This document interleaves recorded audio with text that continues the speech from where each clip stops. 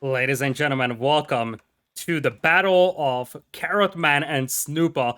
It is going to be the deciders, the first game of this best of five between Snoopa and Darvoi in the qualifiers of the EGC Golden League. Darvoi, seed number 4, it took down Kalazor in the previous round, who was seed number 1, and he's the only player in the tournament that has a carrot in his username, which under some miraculous circumstances actually shows up in the overlay. He is going to be playing English in the north in red, and down south it is going to be Snoopa playing as the Blue Mongols. With me is Beasty. How do you feel about the spawns of these players here? I feel a little bad for Snoopa. He is literally one tile away from a perfect spawn, but that gold is just out of reach. But I think it's still obviously really good. Like you don't need to get Gur for that, right? It's such a small distance, so he'll survive. He is going for a very early pasture. Okay, so doesn't want to run out of food. Wants to make sure he has plenty. Looking at the map spawns, I mean, the relics are very interestingly positioned. By the way, they are all on the left side and very compact with one another. But we are playing a matchup where the relics are not the biggest thing in the world. It's English versus Mongols, and I would expect some kind of perhaps maybe early pressure.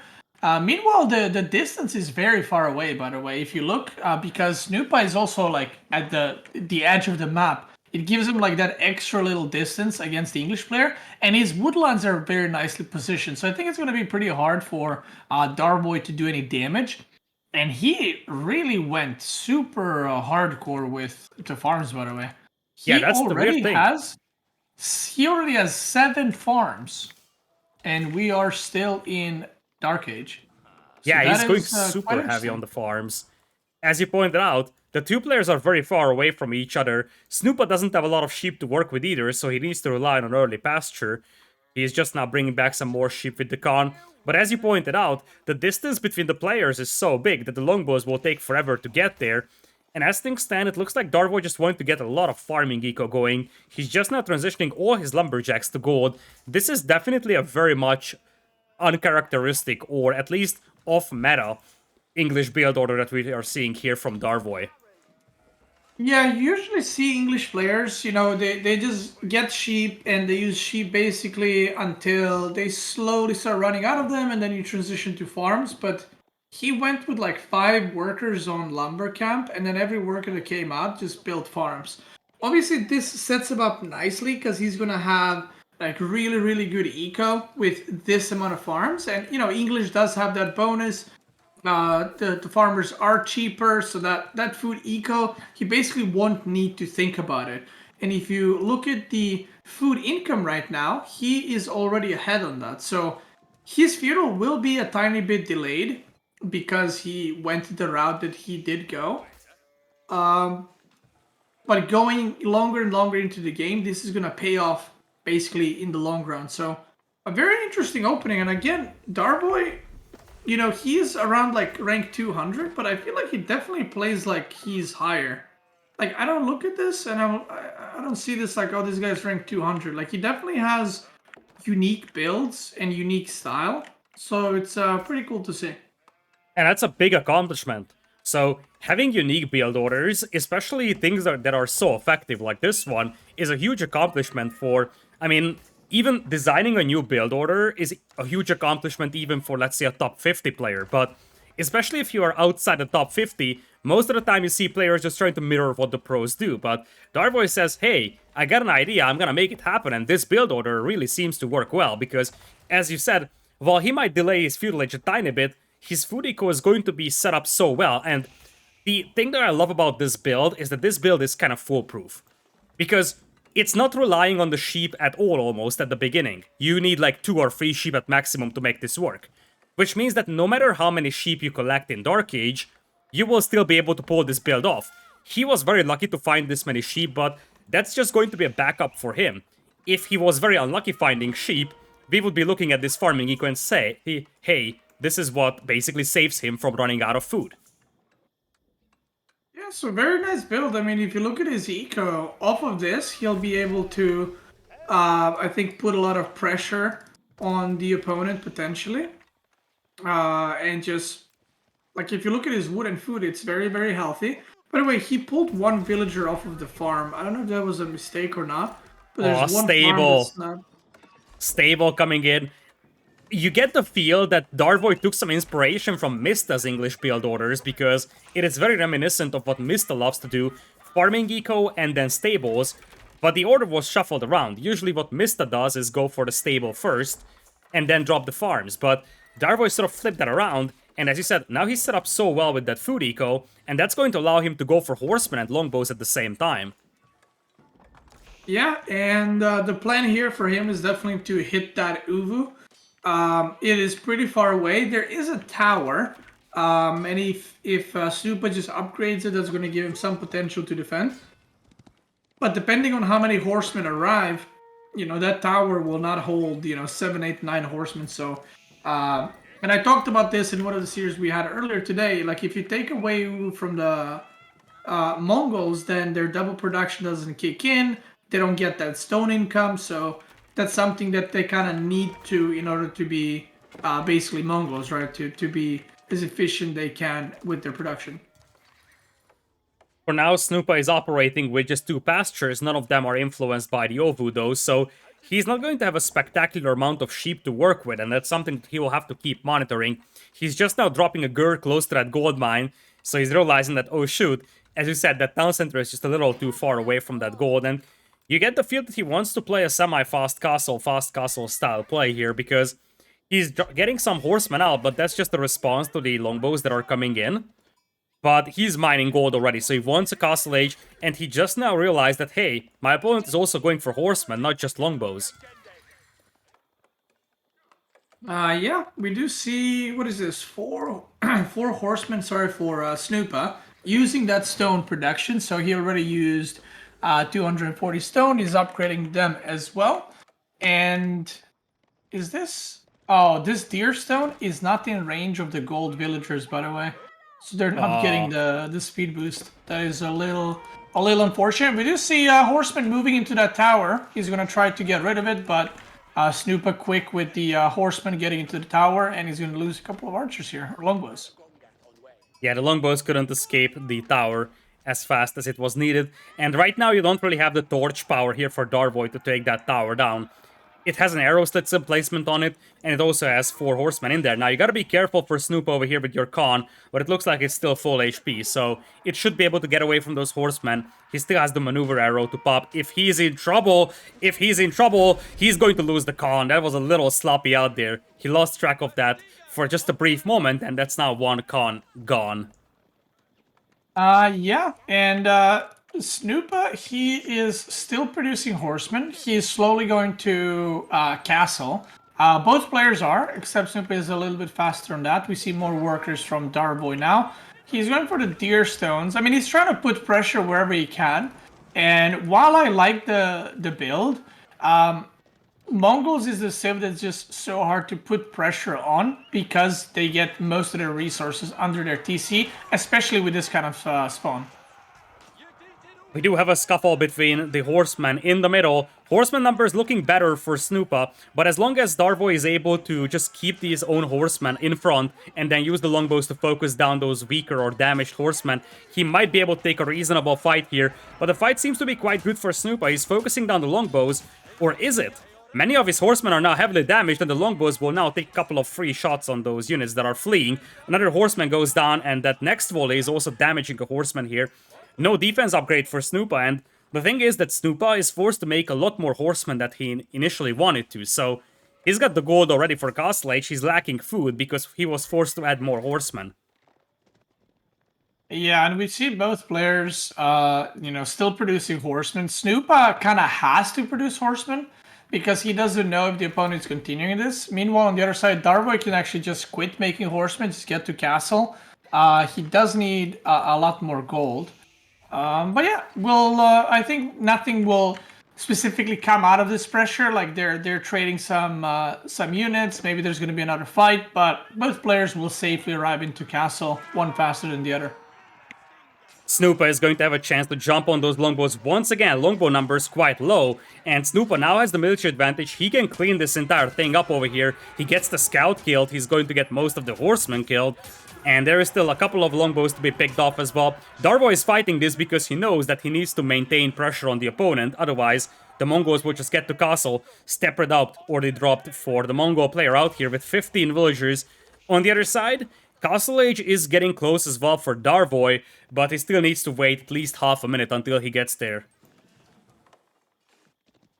Yeah, I mean, so far, just solid play from both. Just trading some units. No major mistakes being done here. And we'll see how many workers Darvoi decides to age up with. He almost has the food. Not quite there. But he almost has the food. He's probably going to be going with the, what is it, King's Palace landmark. And just getting that double villager production. So while the Mongols do get that extra gold from step readout, the English will have more workers. So it kind of balances itself out in the end. Looking at the food decos, there is a massive discrepancy between the players though, and now that we have gotten to Castle Age for a Mongol player, he's going to need a ton of food.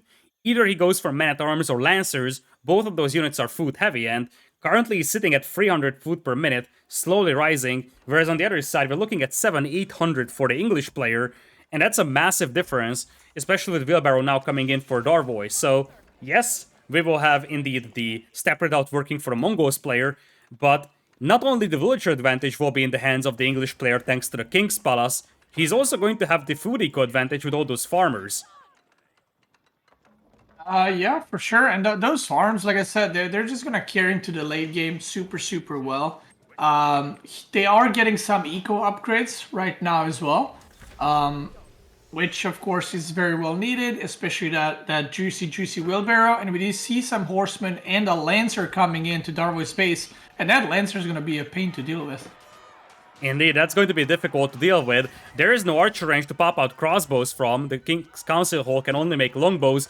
Town Center Fire will help quite a bit here, and many of those horsemen are heavily damaged, so most of this army is getting repelled. That's the only lucky thing here for Darvoi, that the King's Palace was finished just in time to push away this army, because he was very close to being his lumberjacks pushed by a couple more lancers. Looks like we don't have a ton more lancers coming out. We do have to keep in mind that Snoopa spent most of his stone in Feudal Age on making horsemen, so he can't really go for a ton of double lancers, and because of that, his knight numbers aren't looking spectacular by any means. In fact, he's got 3 knights on the battlefield, same number as Darvoi. Yeah, I think they're both going to... I was going to say they're both going to commit to knights, but if we Snoopa already transitioning into archer range, which would probably be crossbows. So it's going to be like a crossbow lancer, which is a common thing for a super open map. It's a good unit comp to have. And the one thing that I like for Snoopa is he is getting those relics right now. So that gold boost is going to be quite big in the long run. And it looks like he's going to potentially even pack up the prayer tent. And the thing is that, as you pointed out before, the relics are so close to each other that it's very easy to pick all 5 of those up. Darvoi now launching a counterattack with his own knights. He's got the knight numbers advantage now, but you already have 2 relics for Snoopa. Knights will trade quite evenly in the middle. This is a fight that Snoopa may not want to take, yet he's still taking that. And now he has to be careful not to lose the Khan to the longbows. Khan looks like he's getting away with 70 HP. Lancer numbers slightly better now for Snoopa. He's forcing his opponent back for a time being. And this is buying a ton of time for Snoopa to pick up those relics, start capping the sacred sites, and a snowball begins to form, I believe. Yeah, Darvoi needs to get a couple of more villagers on gold. He has 30 farmers on food, which is a crazy number, and his food eco is about to go through the roof. While the other, specifically gold, is going to be lacking a little bit behind, and he's going for a barracks as well. Not sure if this is for men-at-arms or spearmen. I'm assuming spearmen, but we're about to find out. Indeed, his food eco is looking spectacular, but he's lacking gold for consistent knight production. He could, of course, mix in some horsemen against the enemy crossbowmen, but for now, he isn't able to produce a ton of lancers, and Snoopa is coming in with his own. Towers are being crept up with by both players, of course. Both of these civilizations benefiting massively from towers, but it looks like Darvoi's own tower is gonna get denied for a time being. He might even lose a couple of villagers over here if he's not cautious. It looks like the villagers make it back to the town center though, so Snoopa is going to retreat. But behind this one, he's picking up relics, and as you pointed out, the English will have the villager lead, but it's something that takes some time to return its investment, whereas on the other side, Snoopa is getting immediate value for those relics that he's picking up, and of course the sacred sites that he's about to capture.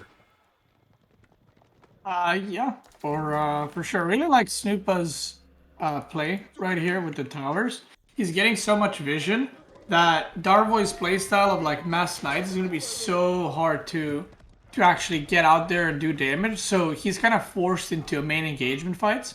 And if these towers get some sprinkled upgrades, this is gonna be super good for him because it's also a point where he can just fight, and try to force the opponent to engage there. Meanwhile, oh, did one of the monks die to wolves on the left side? I swear I just saw that sacred side go off, and then I looked at it and there's nothing there. And there's 2 wolves, so I'm not sure. Anyway, there's a run by being attempted, and this might be a big Lancer throw if he's not careful with the micro, because there's way more knights from Darvoi. Indeed, Darvoi is coming in with his own knights, and Snoopa did lose a monk in the middle. That shaman was trailed by those 2 wolves for like 2 minutes, and for a brief moment it seemed like Snoopa was going to address this issue with his own lancers, but then he decided not to, and the shaman just died. On the right side though, he's fortifying those sacred sites, and you get the feel that Darvoi is on a timer, because now you're seeing more and more of those outposts being placed around those sacred sites, which is also going to boost the movement speed, of course, of those lancers. So suddenly, while Snoopa is behind in numbers, he's going to have the YAM network boost, he's going to have Springald towers covering these key areas, and if you look at the resource income per minute, it's fairly comparable, I would say, for the food, slightly better for Darvoi, but that gold income discrepancy is massive in the favor of Snoopa. You do see some Lancer harassment on the right side, just trying to get the damage done, but he's definitely taken the full map control, and I think one of the things Darvoi can do, and he's already doing it, so good moves. He's getting some stone to possibly try to throw down a keep somewhere, maybe next to the gold, the big gold vein on the right side, just to be able to secure the gold mining going into the game, into the longer stages, and make sure he doesn't fall behind there. We do see Lancers in the back, killing some farming villagers. No textiles yet, by the way, something to note. And a big engagement in the middle, where there seems to be way more knights right now. Yeah, Darvoi's knight numbers are there. He has the food eco to supplement such a level of production, and Snoopa didn't have that food eco, so despite the fact that Snoopa did have the gold, he didn't have the food for this. And it looks like Darvoi is now heavily switching into Spearman here. He's got quite a lot of hard-earned Spearman inside his base. But Snoopa, now with 2 sacred sites, there is only 1 remains to be captured. Multiple towers across the map. Now you're seeing some crossbows being added. In fact, quite a lot of crossbows on the battlefield already for Snoopa. And that's going to help substantially against those knights out there, especially because Darvoi has many knights that are heavily damaged. So this army, while it looks good in numbers for Darvoi, it's not so spectacular actually.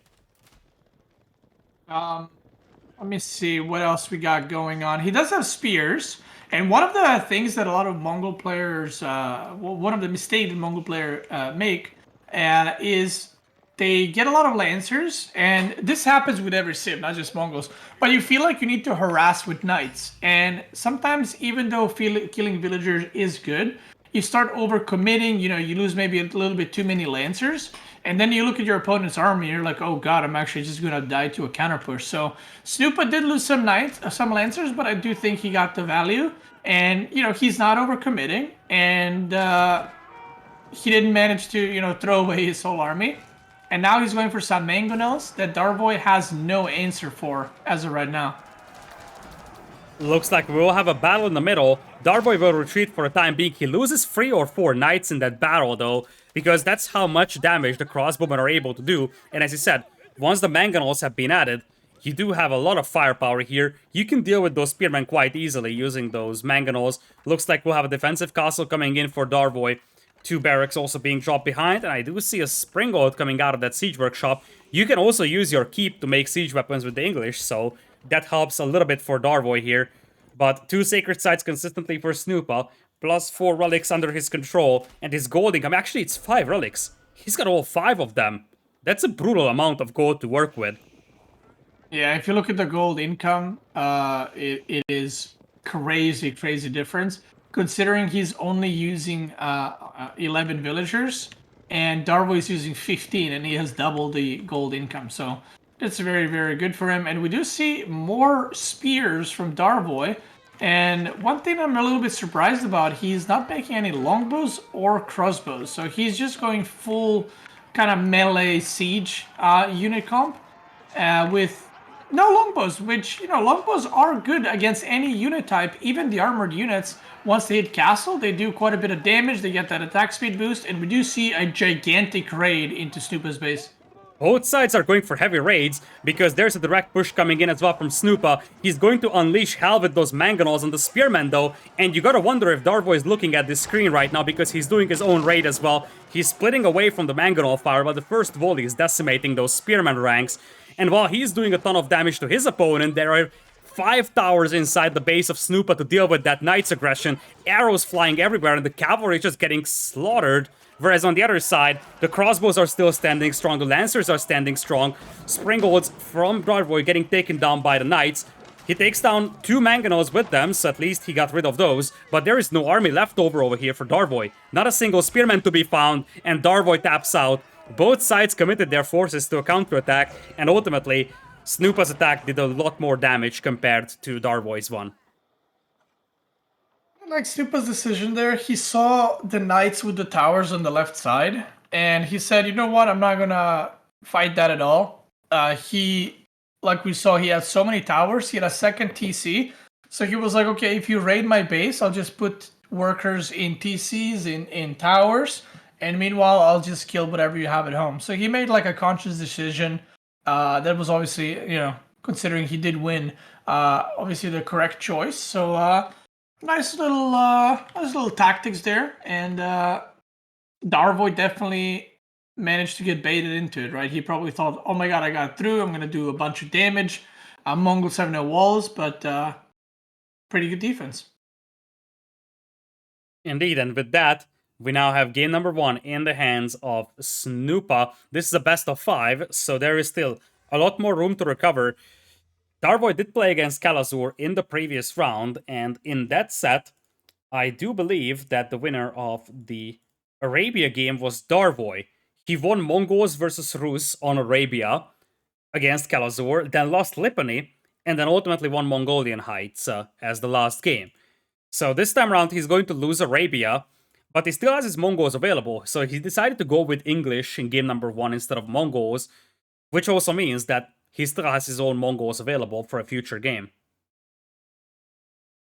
Yeah, this is where the planning comes into play, right? Maybe he wanted to use English game 1. Maybe he plans, more in the long run. His opponent would also know that he played Mongols in the previous series on Dry Arabia, right? So this is where you kind of have to hide a little bit your civs, maybe not use the same civs on the same maps, because then you're giving your opponent free intel. So who knows? Maybe, I'm not sure which civs Darvoi is best with. Maybe his English is not that good of a civ, although I thought he played English pretty well. Looking at Darvoi and his civilization matchups, his most played civilizations are Mongols, French, and Abbasid dynasties. So English are not in his top 3. In fact, he has his second lowest win rate with English. And what's the most important thing is that if you look at his primary account, by far the lowest pick civilization of his is English. He has a grand total of 2 ladder games with English. Like, he doesn't have a tremendous amount of ladder games with any civilization, to be honest. His most picked civilization is French with 21, but every other civilization he has at least 10 games with. For English, he only has 2, so this is his least used civilization of all, and its second lowest win rate. He's got a very low win rate with Chinese, only 36%, 50% for English on the ladder, so he won 1 out of the 2 games he played with English on the ladder. Every other civilization that he has used on ladder are much more frequently used compared to English. Yeah, I definitely feel like he has a Smurf account, because I don't think you play 2 games with English there and have a unique build, right? So I think it definitely has a Smurf that he plays on. Because I did say earlier, like, I don't feel like, because his rank is like 210, and I don't feel like he's playing as a rank 210. I do think he plays like a little bit better than that. Maybe I'm wrong, who knows? But I do feel like he's maybe around rank 100 because he does know some stuff, right? Obviously, no one plays perfect. He made some mistakes, but thought he played pretty well. Lidakor went a little quick BRB, so I'm here to entertain you guys. Next map is, I am not sure. Next matchup is the reverse. I don't know if Lidakor mentioned it. My brain is foggy. But Darvoi, the Carrot Man, will be playing Mongols now, and Snoopa will be playing English. So let's see if Snoopa is gonna, teach him how to play from English side, or is Darvoi like, yeah, Mongols pretty good. Let me grab the win now with that juicy Mongol. But if Snoopa manages to win this one, then it's kind of a dire situation for Carrotman because he will be down 2-0, and whatever pick he has left, like let's say he picks, whatever, he picks Lipany. I don't know what the next map is, but let's say he picks Lipany as game 3, he has to pick his best civ on that map, and Snoopa doesn't. So what Snoopa can do is pick one of his worst civs in that game, lose, and then beat him in game 4 with a good civ. So there's a lot of planning like that goes around. Who knows? But I'm kind of excited to see what Darvoi does because he, like we saw already, he has some unique stuff. He does unique styles, so it's going to be pretty cool to see. Looks like he is picking Mongols for game number 2, and Snoopa is gonna have the English, so the same matchup, but each player handling the opposite player's civilization. This is definitely a matchup, like, at least based on the statistics that we see on the primary profile of Darvoi, though he pointed out that he likely has a Smurfer he plays a lot on. Based on the statistics that he has, is definitely one of his better civilizations, definitely better than English according to the stats. We are about to find out. I mean, like I said, I definitely think he has a Smurf because some of the stuff he does is, I feel like, a little bit more unique. And I think in order to have your own style or play a little bit more unique, you have to be a little bit higher rated. Now, I might be completely off on this. Who knows? But he seems to be, doing pretty well for himself, even though he has lost that previous game.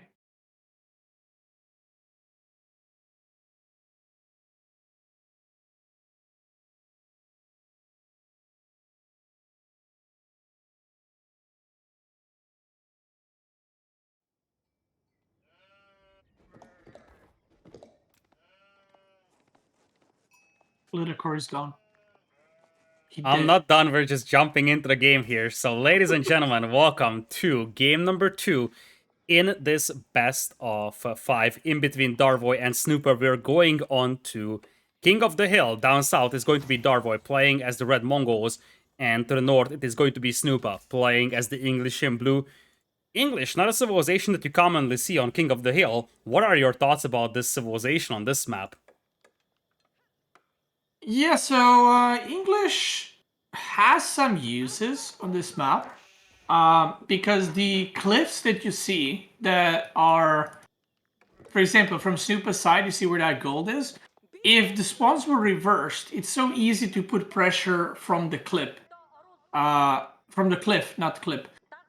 It's so easy to put pressure from them, and you can kind of use these cliffs to your advantage as English. You can make towers. It's very easy to kind of wall in your opponent with some towers, but it all depends on the map spawn, and it's very close kind of beeline towards your opponent. There's not much you can do. You can go around. And another advantage of playing English here is the food sources are usually very far away from your TC. Most maps have like some back base food sources, but on King of the Hill, there's only really your initial berries and everything else is kind of far away. So there's a potential of kind of starving out your opponent and denying some resources. But in this game, because Darvoi is playing Mongols, obviously all those things do not apply because he can just build a tower and he can get some pastures for his food sources, so he will be more than fine. And he also got that juicy berries in the back plus the woodline. So a very nice spawn for Darvoi in this one. He was also quite successful finding sheep over here. As you see, there is 9 sheep trailing that one con. One thing to note about his base is that there's a lot of cliffs in front of him, which block access to that central gold area. The other thing I'm noticing is how the resources are distributed between the players on that hill. If you look at this hill on the northern side, we basically have exclusively stone, excluding one large gold mine. And down south, that's where the sacred site is at. You have all the large gold mines basically, but no stone. So one of the things that is a little concerning for Darvoi is that aside from the starting ovu he has and the back stone, there is no additional sources of stone that he can easily access. Yeah, on the other side, Snoopa will have keeps for days.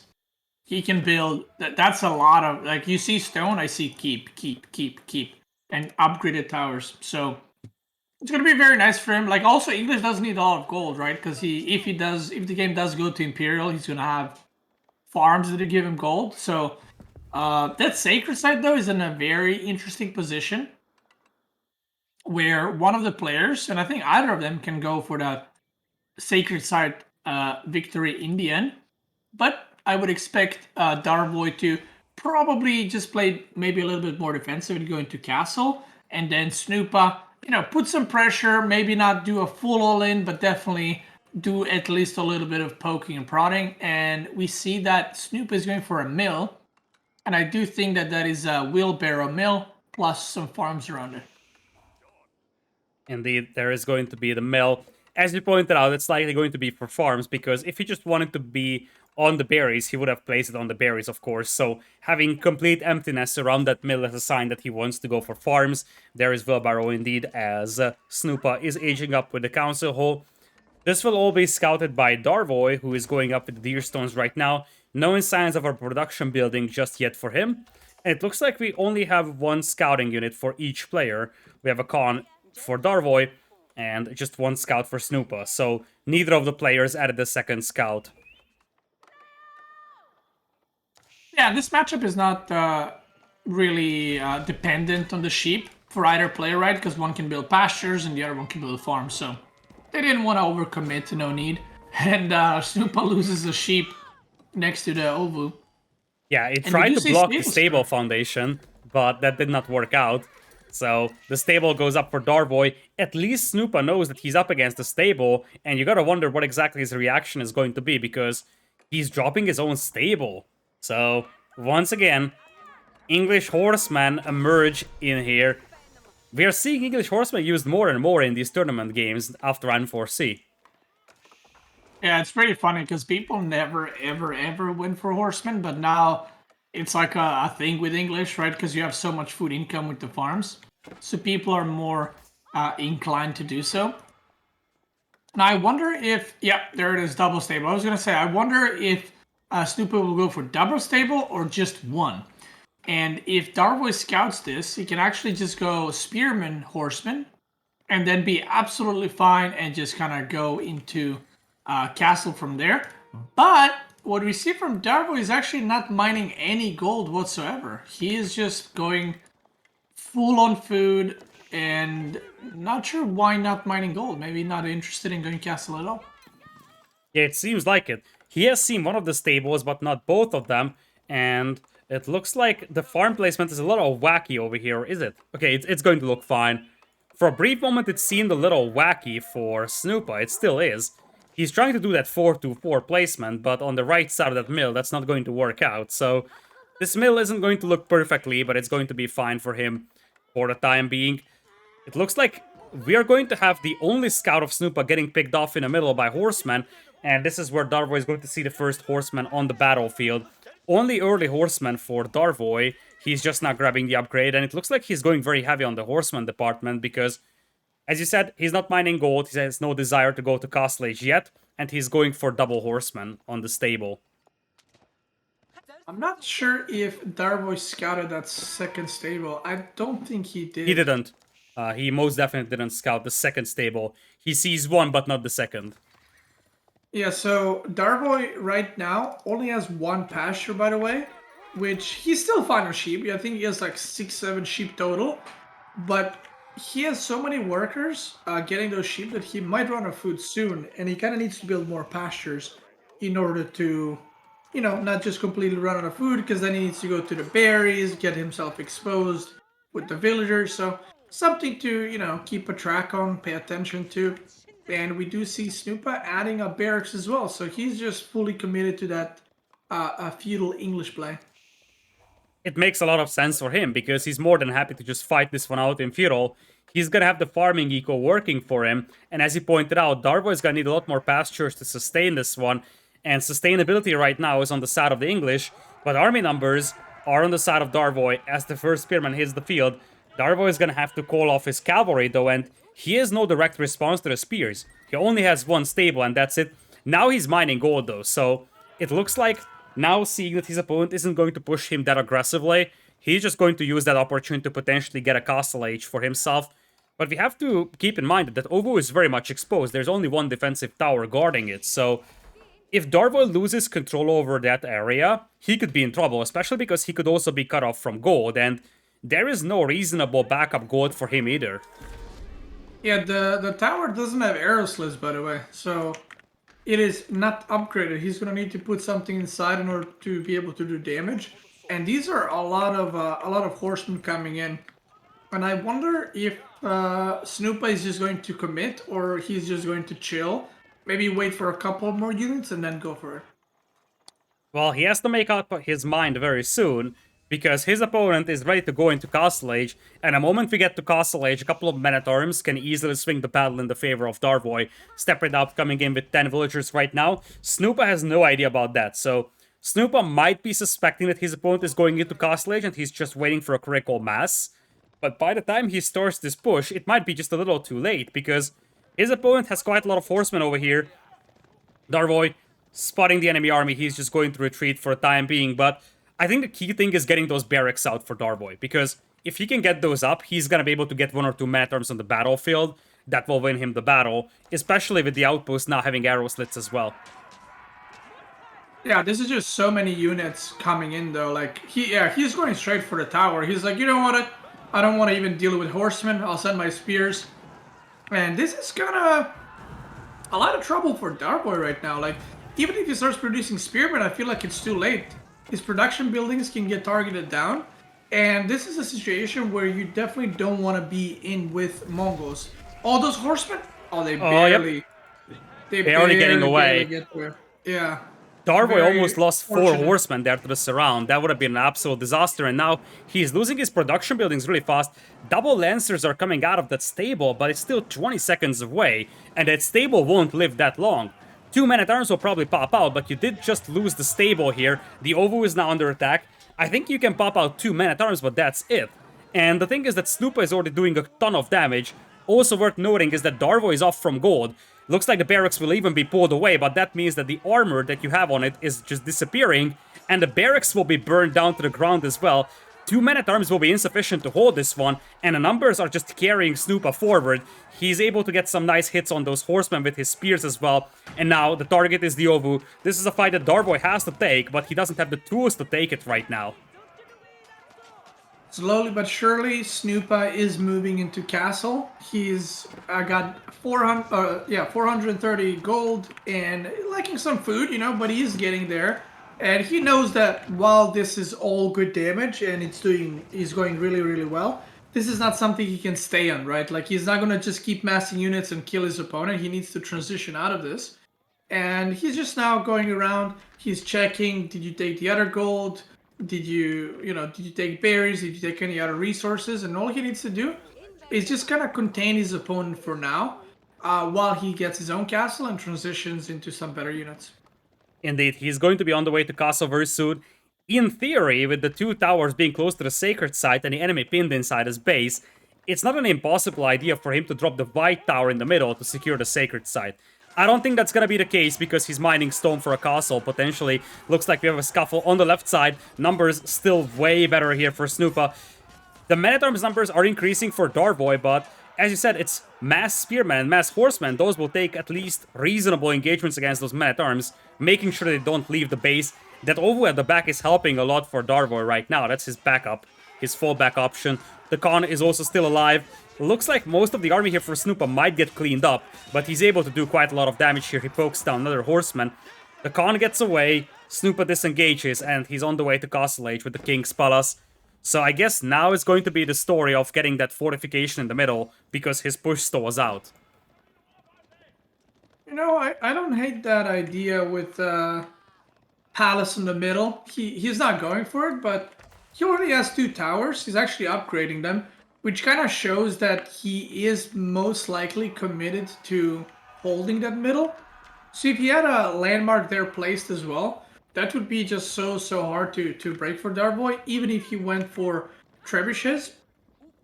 But he decides to go for the safer approach, going for King's Palace. Maybe he doesn't want to all in on, you know, hoping he's going to hold that middle. So nothing wrong with that. And I do think he's definitely going to be going for the middle, though, because the 2 towers are kind of indicative of that. And we'll see if he throws down that monastery straight away. Yeah, it's definitely an option for him to cap the middle, and that's the power of the King's Palace back at home. Even if you lose control over the middle, you will also be building up a villager lead. So if your opponent is committing a lot of resources to push the middle, you can just build up your villager advantage and base your strategy on that in the second half of the game. Fortifications are also coming in on those towers. The towers do have arrow slits, but it also means they can't get spring gold emplacements, which would have been very helpful in this battle. Many of the man-at-arms are heavily damaged though, and once the towers are fortified, I don't think that the man-at-arms can take down those. One thing to note, first of all, we do have the horsemen looping around trying to find some villagers to intercept potentially, but one thing to note is that the English can make siege weapons on their castles. So once you have a forward castle in there for Snoopa, he can use that to make springalds, which will make it much easier for him to respond to springolds, mangonels, or trebuchets from Darvoi if he wants to push the middle. We do see that monastery finally being out, and he's going for the relics first. I would have, like, with these 2 towers, I would have loved if he just made a monastery right next to the sacred site and just got 1 monk out instantly and just captured that sacred site instantly. But he's going for the safer approach of getting the relics, which, you know, is not necessarily a bad thing, but I definitely felt that with the stone that he was mining, and he's still mining it, right? Yeah, he's mining it with only 3, which is enough for fortifications, but it's not going to be enough for a castle anytime soon. So if he wants a castle, he needs a couple more villagers on stone. He was able to pick off a villager from Darvoi in the middle. Darvoi was also creeping up with towers, and Darvoi's got springald emplacements on those. On the right side, horsemen trying to deny the hunt, but that's not going to be a long-lived effort for Snoopa here. His horsemen are getting cleaned up by men-at-arms. So now it's going to be just knights and crossbows for him. On the other side, mostly men-at-arms for the Mongol player, creeping up with the towers. And as you said, there was a window here for Snoopa to just cap the sacred site, and even just send 8 villagers on stone and say, okay, I will drop a castle here in the next 1 or 2 minutes. A bit surprised by that, because I definitely thought that, oh, he's building towers, he's gonna go for it. But maybe he just wanted to build towers to prevent the opponent from getting them, or have like a backbone for the opponent to not to pass that area. Who knows? He might still go for it. Stone is slowly piling up, and he's going for more and more archery ranges. And we do see that he is going for, seems like just knights to harass and kind of stacking the crossbows on the middle for that kind of more defensive approach. And we do see a little trebuchet being made by Darvoi. Yeah, the thing is that Snoopa tried to launch a counterattack with those knights. Darvoi saw it and he tracked them down with the men-at-arms. But one thing that Snoopa accomplished with this was that he pulled off the men-at-arms from the middle, and this is buying time for Snoopa to fortify the middle, buying time for him to get some more crossbows going. It looks like it's just going to be more towers for Snoopa. Tower number 3 coming up as well for him. And it looks like the trebuchet was changed into a mangonel in the end by Darvoi. Cavalry now coming in from the north. Springald towers, spearmen. This is going to be a difficult fight for Snoopa. He's going to lose 1 knight here. He just wants to send these into the enemy base. Same story again. Just force the opponent to pursue you. And there's a knight being sent in on the right side as well, trying to hit those future hunters. Nice counterattack here by Snoopa, because all this is accomplishing is going to be just a great diversion. He picks off one villager. Ultimately, though, this is a window that he's using to take the sacred site, and that seems to be the recipe every single time we see a civilization against Mongols on this map. Distract them with a knight counterattack, fortify the middle. Oh, the knight on the right side is getting so many. I think that's 4 or 5 villagers that knight got. Oh, so yeah. Pretty good damage being done right there. And there it is. The sacred site is captured. There's a siege workshop being built right there.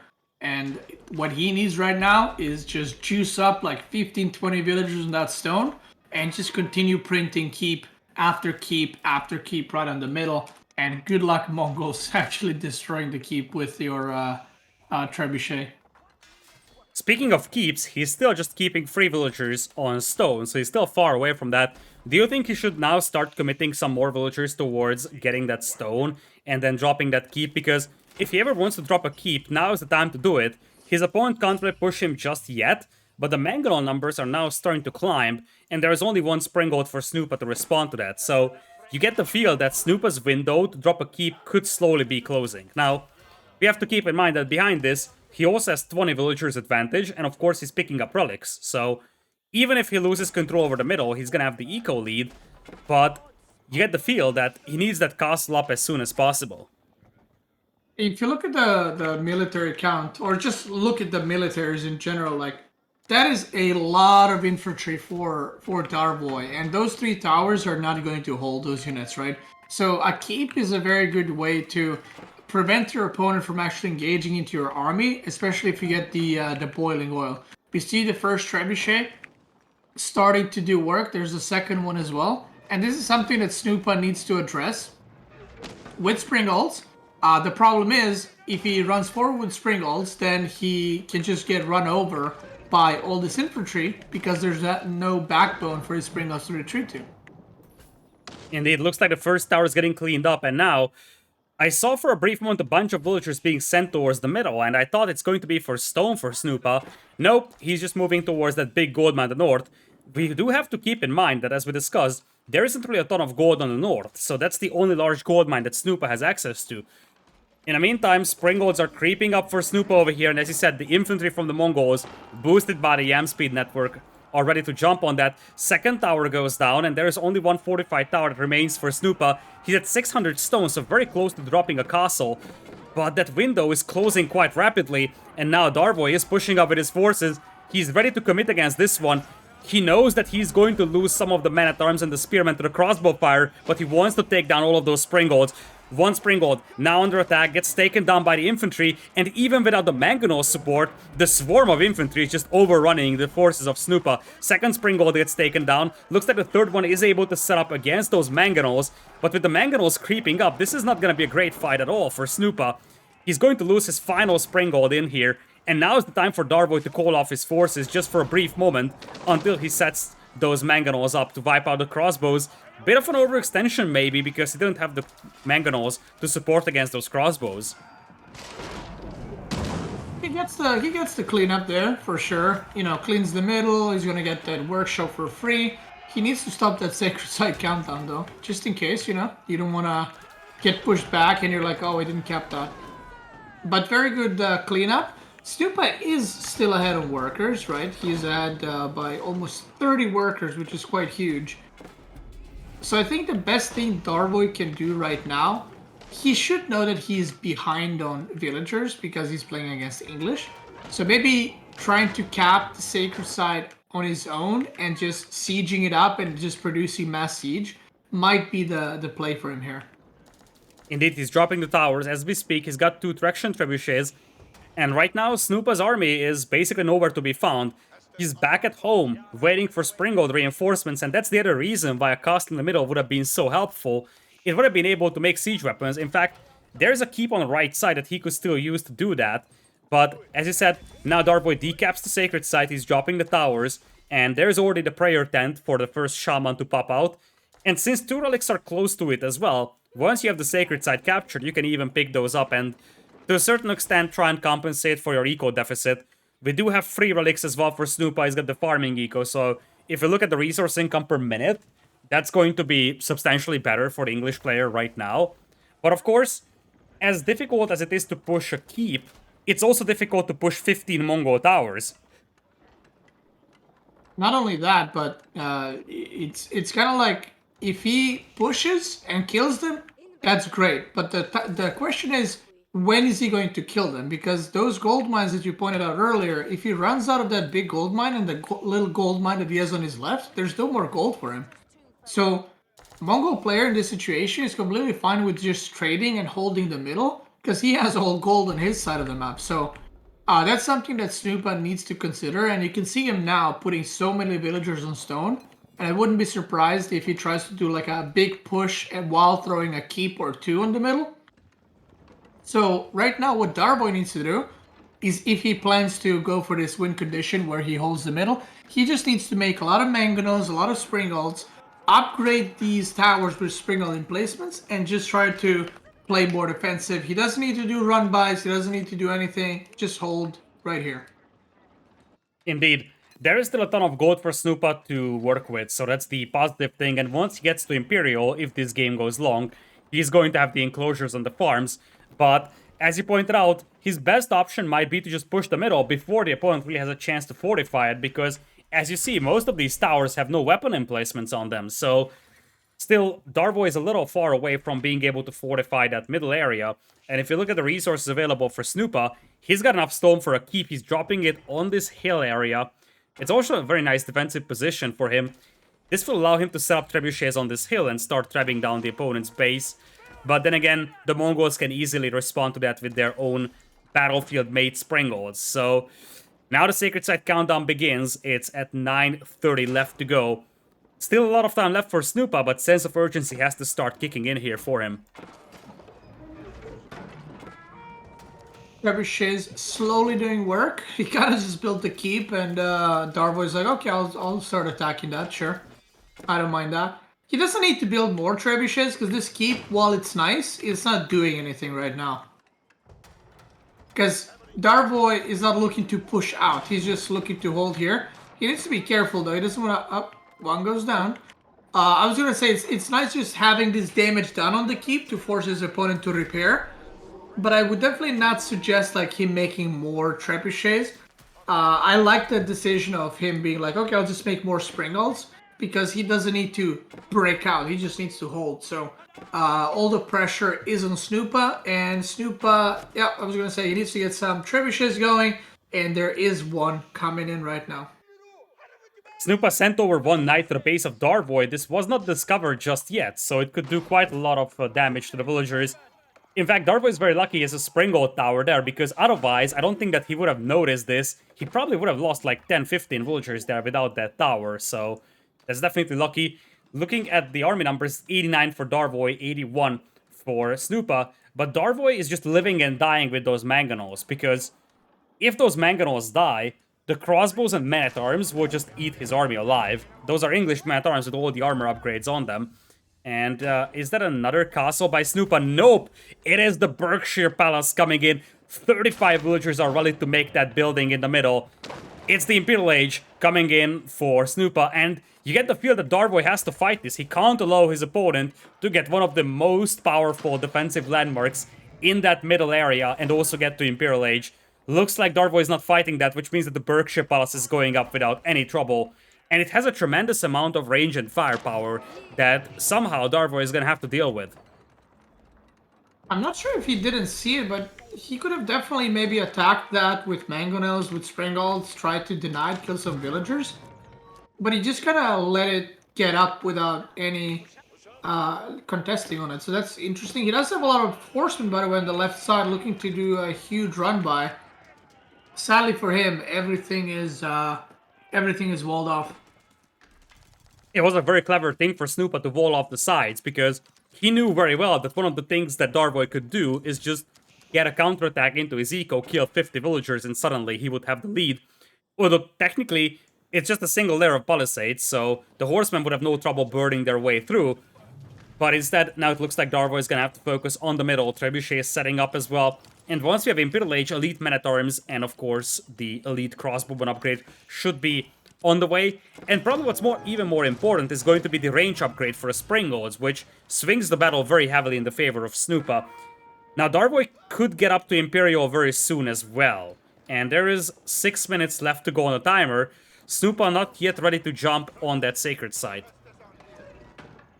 Like you said, those Springald upgrades should be coming, and they are, as well as the siege works for the extra health. The thing is, instead of Snoopa using trebuchets, you just make a bombard. But I actually don't think that he needs to do that. I like the decision from him to just continue with Springolds, because he just needs to counter siege. These trebuchets are doing work slowly, but they're doing what needs to be done. He needs to be careful though not to trade Springolds before the upgrades finish. Looks like it is going to be a 1-for-2 actually, and that's where the Berkshire Palace comes into play. Look at that building just decimating those Springolds, and Darvoi just can't respond to those Springolds. He can't dive in because the Berkshire Palace is just taking down most of his siege weapons. He still has the Mangonels, though he still has the Horsemen, and clock is ticking. 5.5 minutes left to go. New towers being built by Darvoi. You do have no elite upgrade for the Man-at-Arms nor for the Crossbowmen, and you're left with 3 Springolds only for Snoopa, 2 trebuchets, as opposed to the opponent still having 6 trebuchets once these finish. We also have a traction trebuchet, shelling that one Berkshire Palace out there. Snoopa's home base is now completely safe. He's got Stonewalls protecting it, so it's all gonna come down to this middle area. Trap 4 is now coming in. That's where the Shattering Projectiles upgrade helps for Snoopa with his traps, and now, as he's running low on this gold mine, the Enclosures upgrade that he has gotten already is also immensely helpful here. Very nice so far from Snoopa, just playing it careful. He's not rushing. There is time still remaining to go, so no need to overextend, lose a bunch of units. I'm not sure how aware he is how many horsemen there actually are, because there's 34 in the field right now on that middle, and he only has 9 spearmen, so maybe making a couple more spearmen would be nice for him, just to make sure he just doesn't get completely overrun. And I like the safe approach, no need to rush. I would like to see maybe another keep on the left side from him, just to secure that location and make it completely inaccessible for Darvoi. And he seems to be making a move finally. Yeah, he's making a move. 4 minutes left to go on the timer. Looks like Darvoi is going to open up against those forces. He's got 3 Mangonels still operational there, and the volleys are coming out one after another. The Mangonels heavily decimated by the Mangonel fire. Infantry still unable to reach them, and now the Mangonel fire is wiping out most of the crossbows. We have the horsemen flanking around. One trebuchet gets taken down, the second one is gonna get taken down, and behind this one, the men-at-arms just got wiped out by most of the Mangonel fire. Crossbows still working though, and it looks like the sacred site is going to get decapped in the middle. But what is this going to cost for Snoopa? You gotta ask that question. It looks like he's gonna have enough to battle this out though, because the Berkshire Palace gets rid of most of the cavalry, and now you have no answer to those crossbows. Darvoi took what seemed to be a great fight for him, really. He was able to come in from the north, take down the trebuchets, but the problem was that most of those cavalry units got cleaned up by the Berkshire Palace. If he was able to retain some of those horsemen and then jump on those crossbows with them, I think he could have won a battle, but then he had to realize that as good as his mangonel shots were against the crossbows and the men-at-arms, the Berkshire Palace just massacred all his horsemen and ultimately had no answer to those crossbows.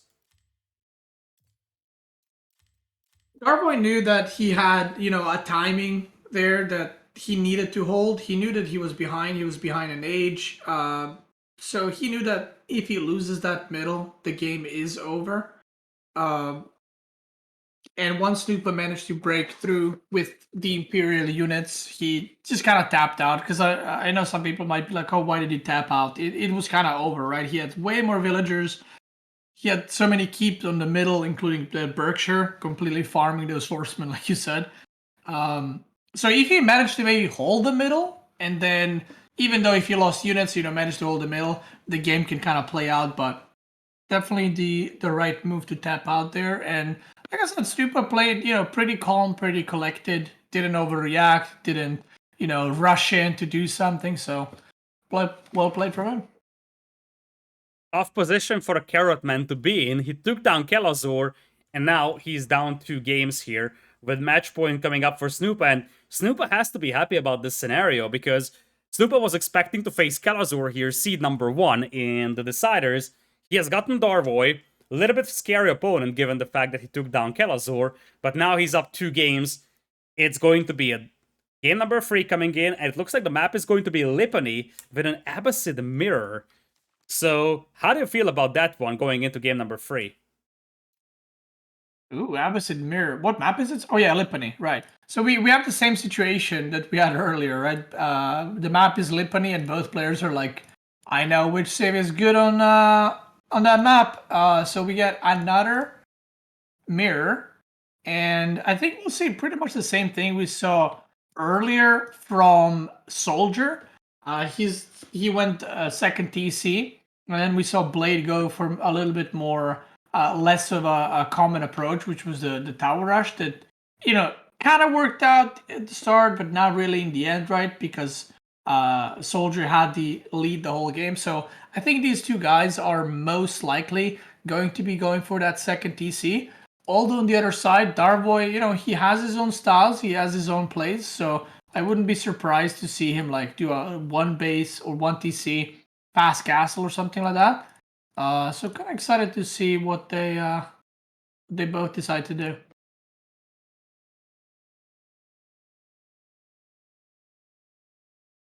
All right, so we do have game number 3 coming in here. Abbasid Dynasty Mirrors. The winner gets into the main event of Golden League. He's going to be one of the 64 players playing in the main event, and you will have on the other side one player that gets eliminated here. He's gonna have a chance to retry this one next, or not next week, but actually tomorrow on Sunday. So second qualifiers, 1 day after the first one. So basically all the time you have is basically just to look at your games, maybe some from your potential opponents, but not much time to practice between the 2 qualifiers. You come into these 2 qualifiers and you really don't have a lot of time to adjust between the 2. That is true. It's kind of like, you play your best, what you've practiced for these 2 days, and maybe if you're, unlucky, maybe you meet an opponent that is maybe a little bit better from you, or maybe you just didn't play as well that day. You kind of have a second day to show what you got, and it's not so much going to be an improvement from day 1 to day 2. So very important, I think, for both of these guys, because obviously Golden League is a big event, and I know that a lot of players have been practicing in order to get into it, whether it's the ladder ranks or not through these qualifiers. So yeah, it's going to be pretty important, and I'm sure that even if Darvoi loses today, the Caird will be back tomorrow. Indeed. We just have 4 minutes left to go from the spectator countdown. In the meantime, we would like to massively thank everybody for supporting the channel with the subscriptions. You can see on the bottom right side of the screen, there's all the alerts going off. So thank you so much, everybody, for dropping a sub. It is indeed something that helps tremendously running these events for the AGC TV. And also, huge shout out to our sponsor, Surfshark. We'll be back after a short word from our sponsor for the Golden League, Surfshark.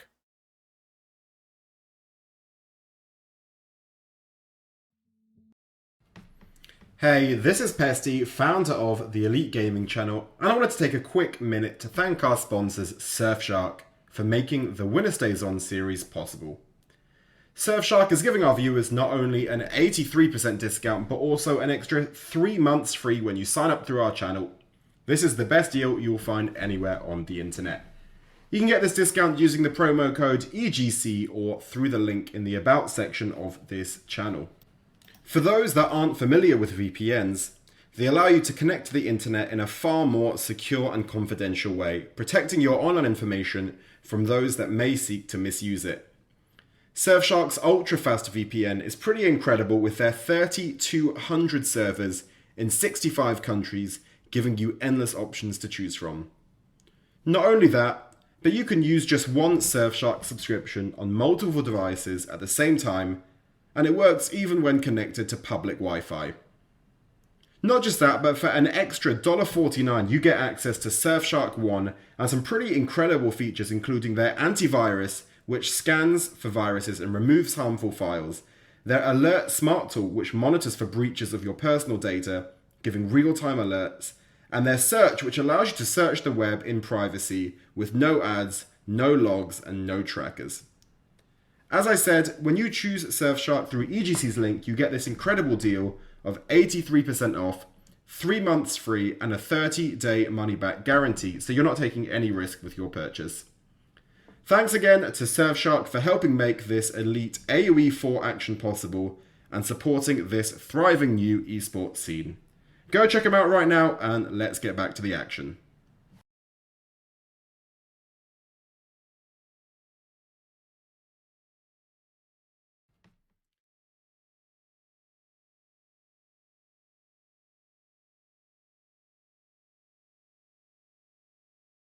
Welcome back, everybody, to the Golden League qualifiers. It is Snoopa 2-0 right now. He's in the lead. He's at match point. He's 1 game away from qualifying for the main event versus Darvoi, taking down Kelazur. He's facing a tough opposition here from Snoopa. Snoopa playing quite consistently and well. Tomorrow, the players that get eliminated today will have a final chance of qualifying for the Golden League. Tomorrow is going to be casted by Fitzbro and Beastyqt as well. And this is where we probably have to highlight that the casting lineup is going to be very sick for the main event as well of Golden League. Let me open up that list here just for a brief moment. But the casting lineup is going to be absolutely sick. So we will have Aussie Drongo, of course. He cannot miss out. We're going to have a bit of a touring cast coming in here. Long time no see in the AoE 4 scene. We're going to have an appearance from Killer Pigeon as well.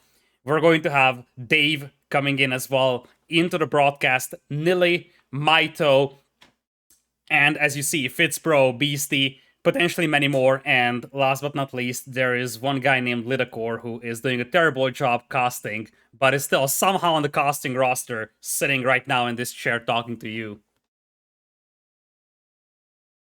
That is correct.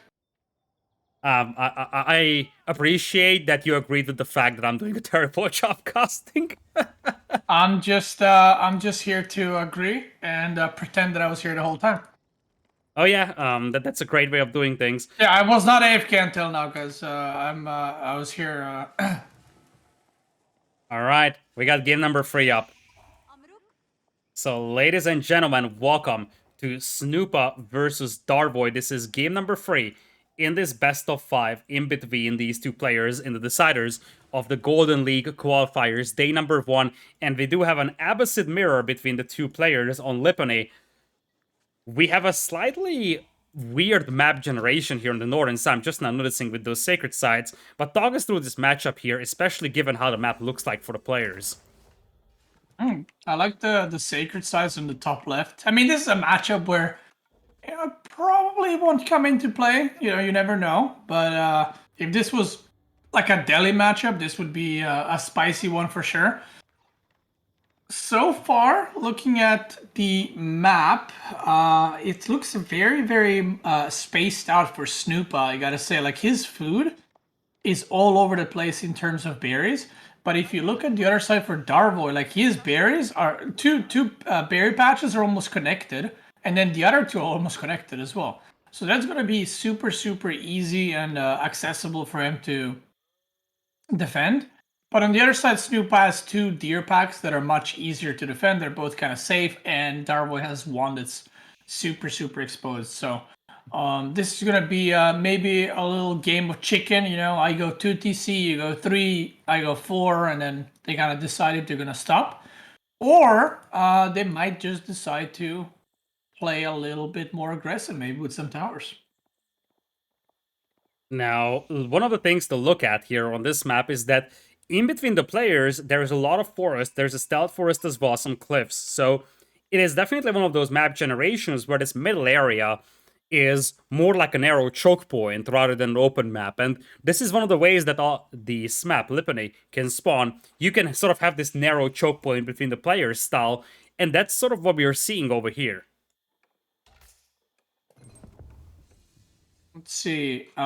We do see economy wing and an economy wing. What a surprise! And once again, we see Darvoi going for 3 villagers in gold, similar to the series earlier. And he didn't go for a mill. So actually, oh, Snoopa didn't go for a mill either. But Snoopa has 4 on gold this time. So Snoopa might be going that wheelbarrow into fresh foodstuffs build. Where on the other side, Darvoi is going for, I guess, something a little bit different. And we'll see which player will be going for that stone first, if they go for stone first in general. There's the mail coming in, indeed, for Snoopa. He opened up with the sheep, and he's just now transitioning to berries, whereas on the other side, you already have the berries working for Darvoi. Economy wing coming in for both, indeed, no surprise. And really, the first question to answer is, as you said, whether either of these players will go for potentially more than 2 town centers, or potentially for some aggression, because the meta thing or the standard thing to do is just to play 2 town centers. So the question becomes, if both players are doing the exact same thing, how will you deviate from that build order, or how will you deviate from that order, and just try to build up an advantage for yourself? I do see that wheelbarrow coming in, and Darvoi mined 125 gold, so he's going to get that fresh foodstuffs, get a faster second TC, and Snoopa is going for the, I guess, the newer meta style with the little wheelbarrow into fresh foodstuffs and then into stone as well. So very nice. Look at that, 125 gold exactly. That's what I call a timing right there. Perfection. Yeah, calculated. He is just now grabbing fresh foodstuffs. He's got the wheelbarrow coming in. Darvoi has scouted the stone mine. He only saw 1 villager on it, but he should expect his opponent to have a couple more villagers sent out over there.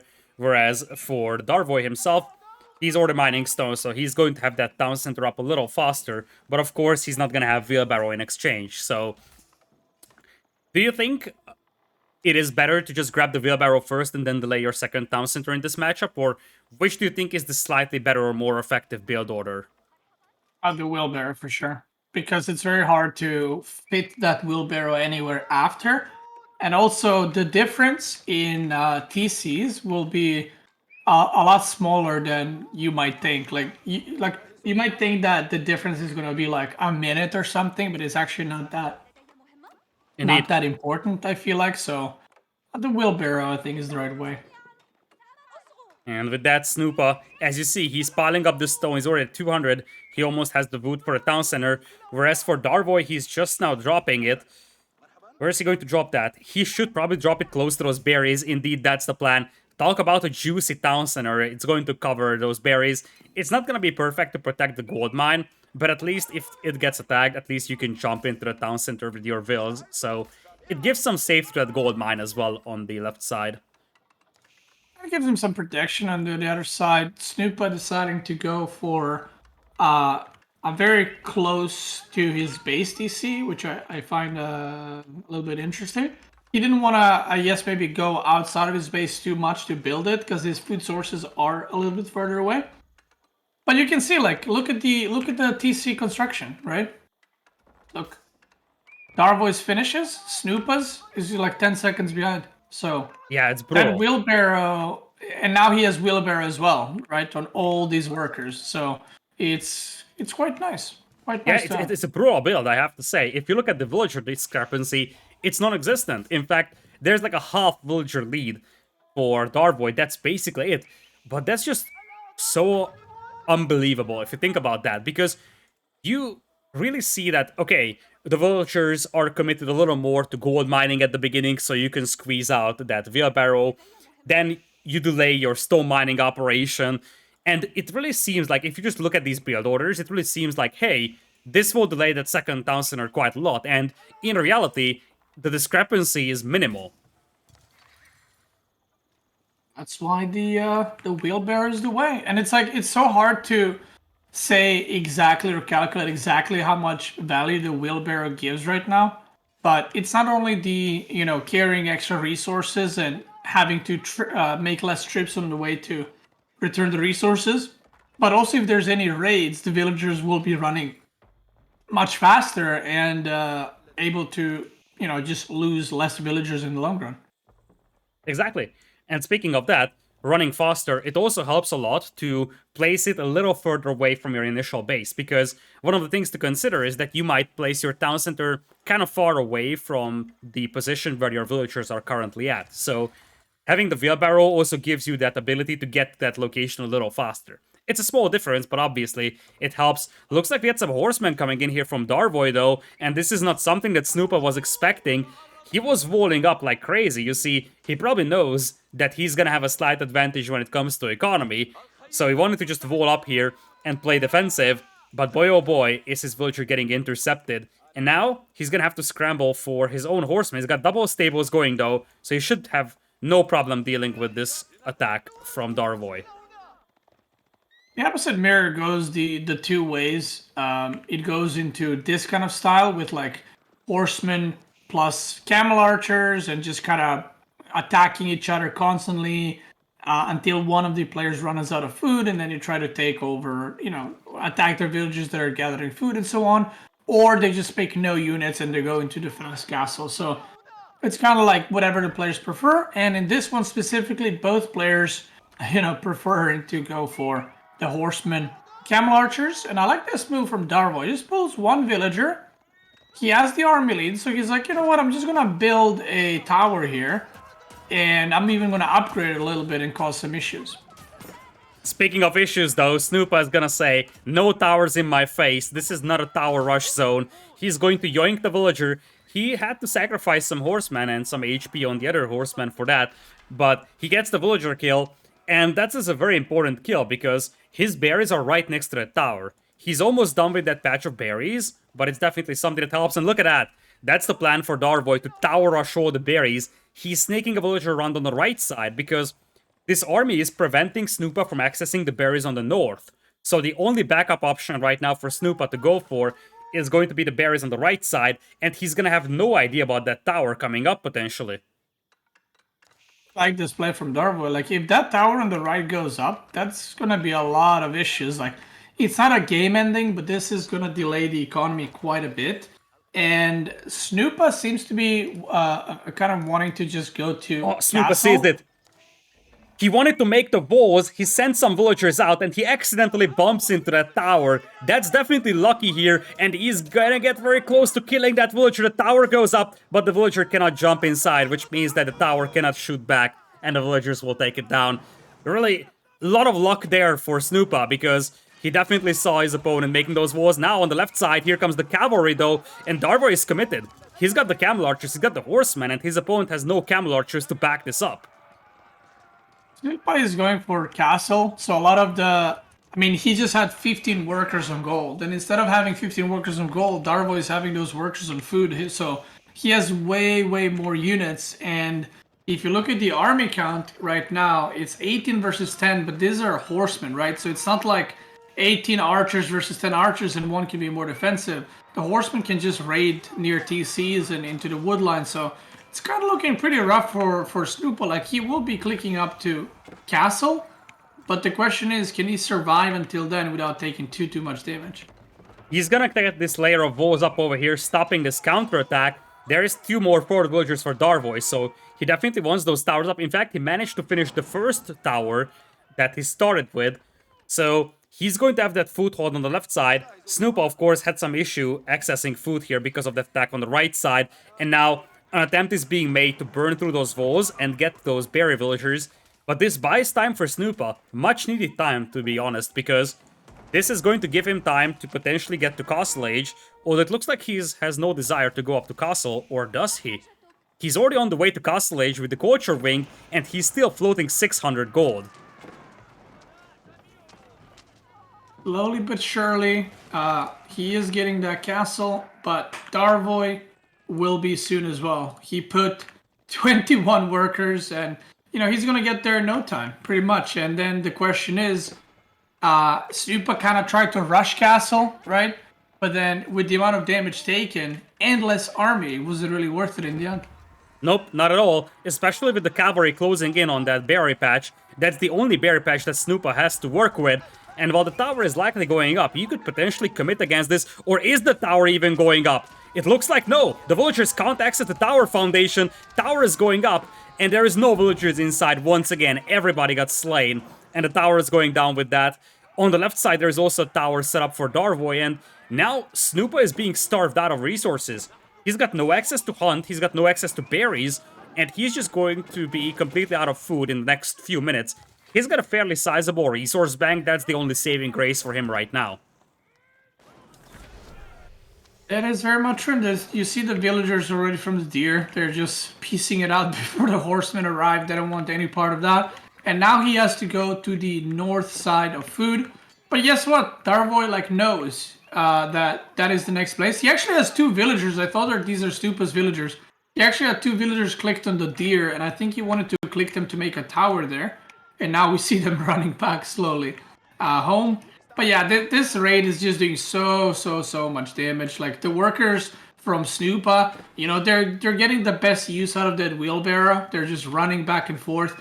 But there's so many idle villagers. Look, TC 16, under TC there's 19 villagers. Not a good day to be a villager right now. Not at all. And remember that those lumberjacks were idle for so long that Snoopa was out of wood, which made it very difficult for him to add houses. So, one of the problems that he's facing is that he's about to get housed. Looks like he's going to get back to the wood line just in time, but now his food villagers are under attack, and those camel archers are coming in clutch here, because one thing we haven't talked about yet is that the entire cavalry of Snoopa here is under debuff from those camels, and on the other side, there's not a single camel for Snoopa to debuff the enemy cavalry, so even if it's just even horseman numbers with 1 camel archer supporting, that's a fight that Darvoi would win, and he's going to take this fight without having any lancers in his own army. He might still be able to win this one actually, although it looks like now the lancer numbers are starting to prevail, so he's going to need his own lancers to try and even this fight out. Meanwhile, Darvoi is like, you know what? I had enough of the horseman knight thing. I'm just gonna go... How many barracks is this? 4 barracks. He's just going pure spear, some men-at-arms, getting the upgrades for the spears as well. And, you know, by the time Snoopa recovers, he's going to be like, okay, I finally defended, you know. Finally pushed them back, and then there's going to be spears in the field. So, kind of going from bad to worse. And Darvoi also has some knights. So, I like that that he's still mixing in knights, you know. He doesn't want to lose the map control completely. So, yeah, very well played from Darvoi, I think.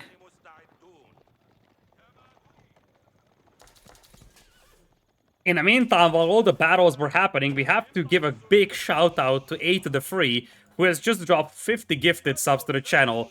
EGCTV really appreciates it, and it definitely helps making these events happen. Thank you so much for all your support, and thank you so much everybody for all the support throughout the stream for the channel. We have a big battle coming in once again. Spearman lacking the veteran upgrade just yet for Darvoi, and Snoopa tries to stop this bleeding by getting those walls up. Can he get these up? The answer seems to be no, because he has no response to those spears, as you said. By the time he recovers, the next wave is approaching with the spears and the lancers just non-stop flooding into the base of Snoopa.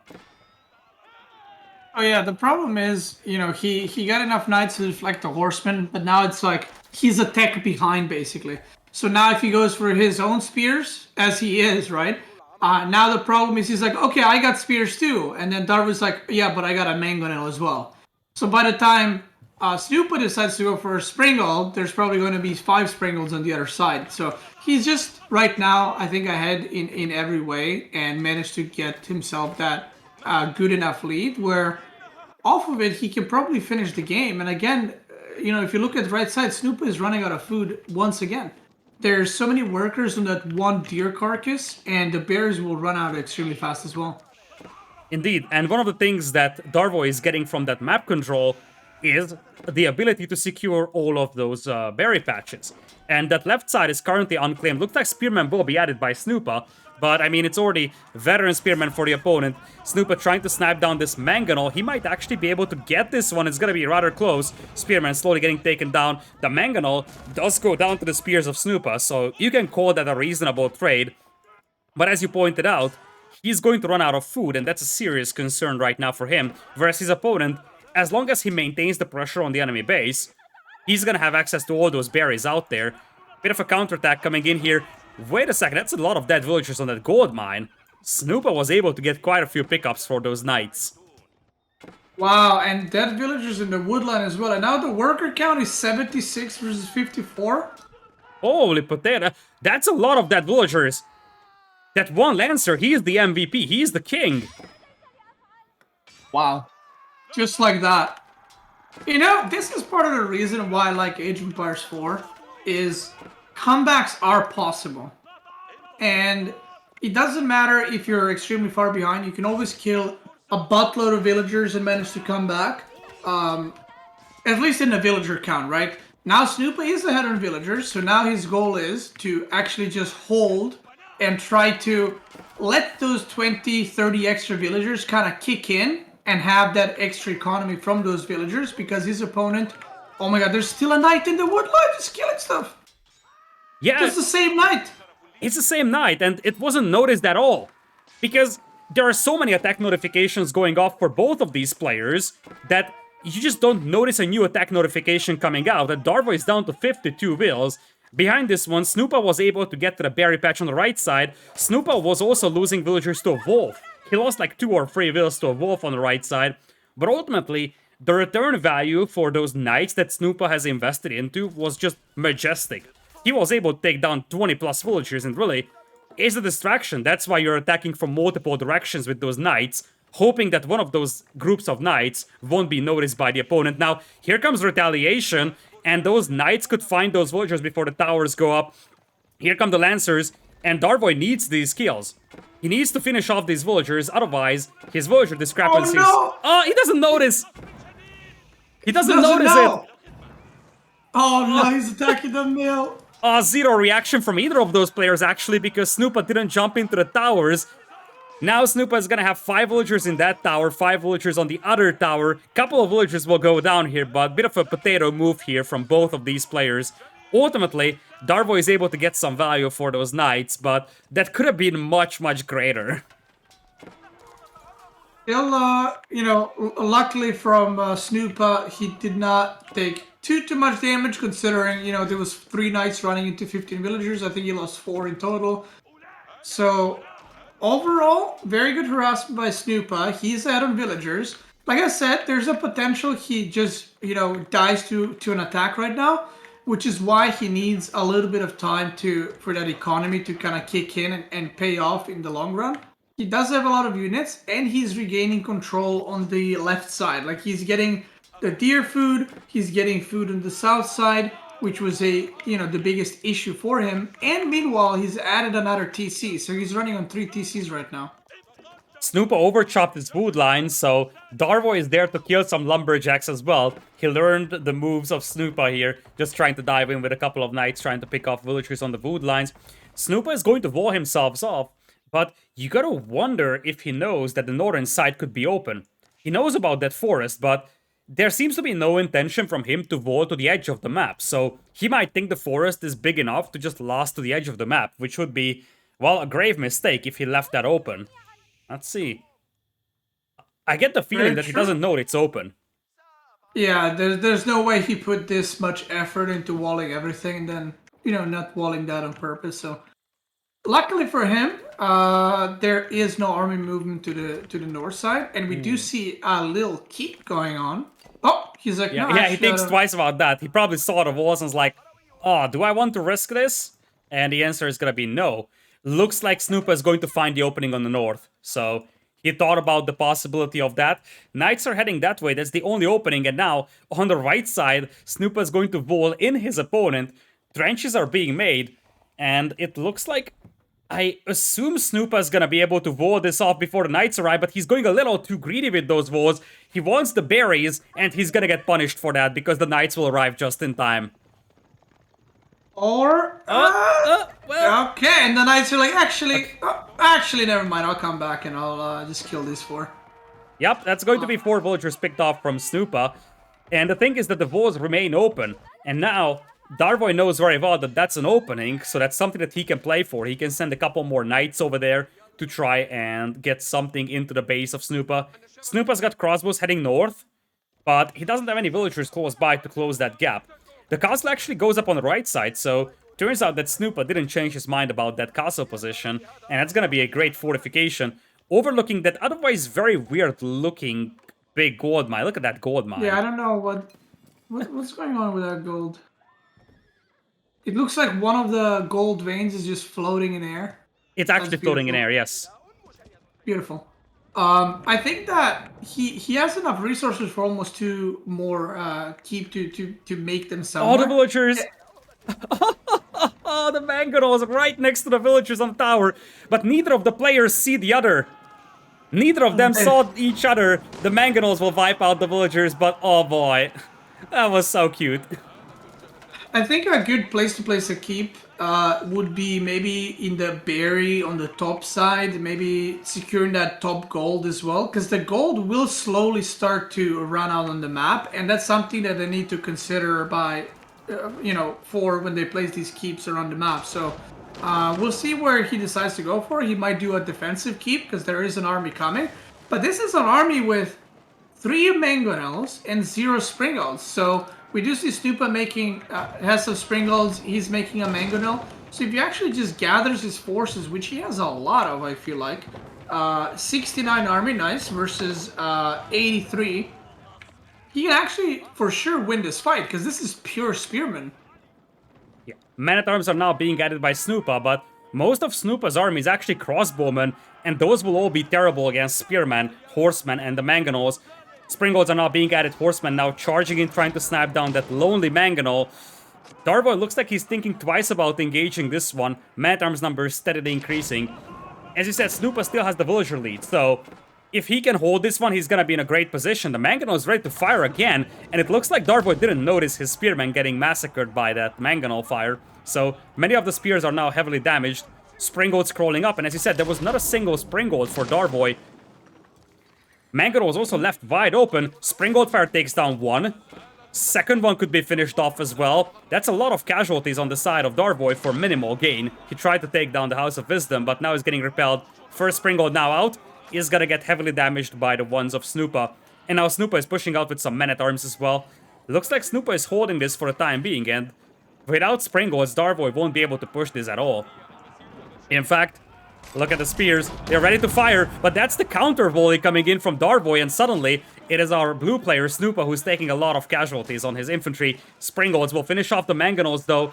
Now men-at-arms should be able to deal with the spears, but there's a ton of them. Crossbows won't be able to help so much here for Snoopa, so it's all about those spearmen and the men-at-arms. Hold the door, you shall not pass. That's the moral of the story here, but with the mangonel coming out, Darvoi's force is now getting massacred by the mangonel fire. And you get the feel that there is no response for Darvoi here to the men-at-arms. His numbers are slowly falling apart, and it looks like this attack will be repelled. Yeah, Snoopa had a very good hold, and this was the fight to hold. Killing villagers earlier was all nice and great, but if you don't manage to hold that big attack, you're going to be in a lot of trouble. And Darvoi just steps out. He's like, you know what? I had enough. That was a pretty good hold. I'll give that one to you. And Snoopa, I felt like he was really far behind and in a bad spot because his villagers were constantly running. And, I'm not going to attribute this victory to Snoopa for his great play, but to the wheelbarrow. Shout out to wheelbarrow. Those workers were running left and right for about 10 minutes. But in the end, the wheelbarrow definitely paid off in that game. And he managed to hold on long enough, did that counterattack that killed 25 villagers, and come back from there. Yeah, Darvoi probably sensed that, hey, I lost so many villagers that I need to make something happen over here. And once he wasn't able to take a decisive win over there, he just said, okay, I have no shot at this. And you see, despite the fact that he had the numbers advantage, in fact, he had the unit composition advantage here for a long time. He had the spearman, the horseman against the crossbows. He had no response to the men-at-arms. Snoopa was given enough time to get 10-15 men-at-arms on the battlefield that were enough to just repel this attack. And as I said, the lack of Springolds definitely hurt Darvoi as well, because he constantly was suffering from mangonel fire, and ultimately the combination of men-at-arms and mangonel fire is something that he had no response to. And with that, the Carrot Man, the player that took down Kelazor, is going to exit in the final round of the qualifiers, but definitely a great show for him. I mean, not a lot of people would have expected him probably to get to the deciders here. Snoopa proved to be the better player among the two, though.